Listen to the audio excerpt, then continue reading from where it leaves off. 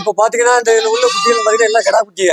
ஓகேண்ணே. கிடா குட்டிகள் பாத்தீங்கன்னா ஃபுல்லா 6 மாசமோ 7 மாசம் குட்டியும் இருக்கு. ஓகேண்ணே.